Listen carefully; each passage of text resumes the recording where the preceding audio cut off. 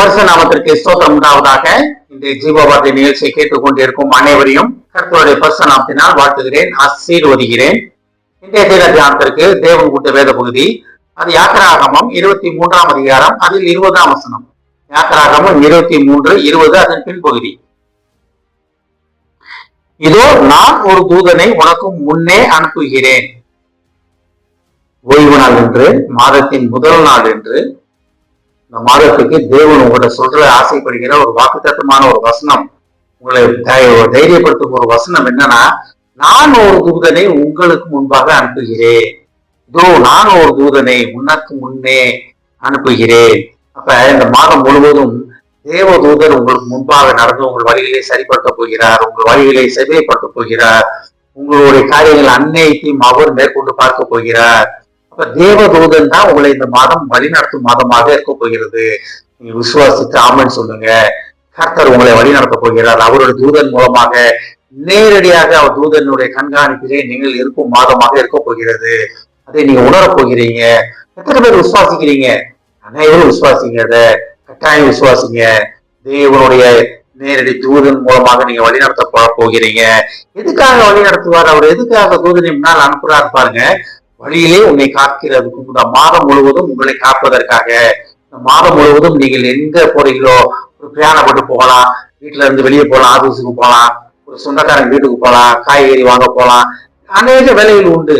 வெளியே போறோம், அப்படி போகும் வழியிலே எந்த வேலையா போனாலும் சரி, போகும் வழியிலே உங்களை காப்பதற்காக ஒரு தூதன் உங்களுக்கு முன்பாக சென்று கொண்டே இருக்கிறார். இது முன்னால இல்லையா? உண்மை எப்போதுமே தேவதூதன் பாதுகாப்புக்குள்ள இருப்போம் நம்ம. ஆனால் விசேஷித்த மாதமாக இருக்க போகிறது இது. ஏன்னா வழியிலே உங்களை காப்பதற்காக மட்டுமல்ல, தேவன் ஆயத்தம் பண்ணி வைத்திருக்கிற ஸ்தானத்திற்கு, உங்களுக்கு ஆயத்தம் பண்ணி இருக்கிற ஸ்தானம்னா பரலோகம், அதான் உண்மை. ஆனா அது நம்ம பின்னால பார்க்க போகிற காரியம். ஆனா இந்த உலகத்துல நம்ம இருக்கோம் பார்த்தீங்களா, உலகத்துல இருக்கும் பொழுது நம்ம போராடுவது, நம்ம கஷ்டப்படுவது தேவனுடைய சித்தம் அல்ல. அப்ப தேவன் நமக்கு ஆயத்தம் பண்ணி வைத்திருக்கிற ஒரு அசாதாரண வாழ்க்கை முறை, ஒரு ஆசீர்வதிக்கப்பட்ட வாழ்க்கை, ஆசீர்வதிக்கப்பட்ட இடங்களுக்கு தேவ ஆசீர்வாதத்தை பெற்றுக் கொள்வதற்காகத்தான் அவர் என்ன சொல்றாரு பாருங்க. நான் ஆயத்தம் பண்ணி வைத்திருக்கிற ஸ்தானத்திற்கு. ஸ்தானம்னா என்ன? ஒரு வீடா இருக்கலாம், ஒரு நல்ல வேலையா இருக்கலாம், ஒரு நல்ல கணவன் மனைவியா இருக்கலாம், நல்ல ஒரு தொழிலா இருக்கலாம், எதுவா இருந்தாலும் பரவாயில்ல.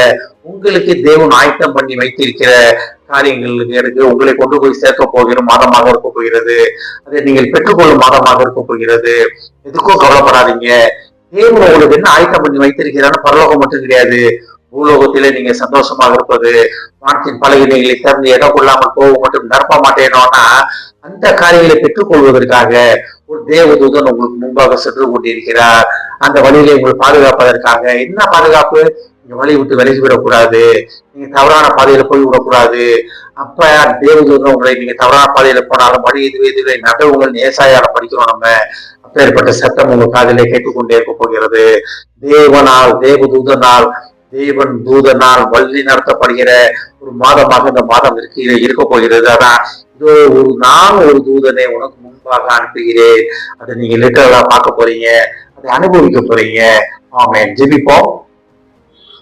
எங்களை அதிகமான அன்பின் பரலோக பிதாவே, இதோ நான் ஒரு தூதனை உனக்கு முன்பாக, உங்களுக்கு முன்பாக அனுப்புகிறேன் என்று சொன்ன மகா கிருபையான வார்த்தைக்காக நன்றியானவன்.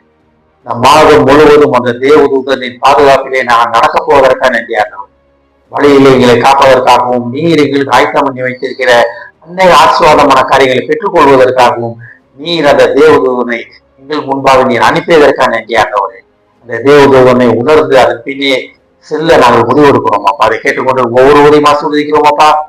ஒவ்வொரு குடும்பத்தையும் ஆசீர்வதிக்கிறோம் ஆண்டவரே. குடும்பத்தில் உள்ள ஒவ்வொருவருக்கும் முன்பாக ஒரு தூதனை அனுப்பி அவர்கள் வழிகளை செவைப்படுத்துவேன் என்று சொன்ன கிருபையான வார்த்தைக்காக நன்றி ஆண்டவரே. நீர் அவர்களுக்கு இந்த பூலோகத்திலே, இந்த உலகத்திலே இருக்கும் காலத்தில் அவர்களுக்கு ஆயத்தம் பண்ணி வைத்திருக்கிற ஆசீர்வாதங்களை பெற்றுக்கொள்வதற்காக அந்த தேவதூதனை பயன்படுத்துவேன் என்பதற்காக நன்றி ஆண்டவரே. இந்த ஆசீர்வாதங்களை பெற்றுக்கொள்ள அந்த தூதன் அவர்களை வழி நடத்துவதற்காக நன்றி ஆண்டவரே. இந்த மாதத்திலே அந்த தேவதூதனின் வழிநடத்தலை பெற்றுக்கொண்டு அதை உணர்ந்து உமக்கு நன்றியா இருக்க உதவி செய்யும். ஆசீர்வதிக்கும் அப்பா. இயேசுவின் மூலமாய் கேட்கிறேன் நல்ல பிதாவே. ஆமென். கர்த்தர் உங்களை ஆசீர்வதிப்பாராக.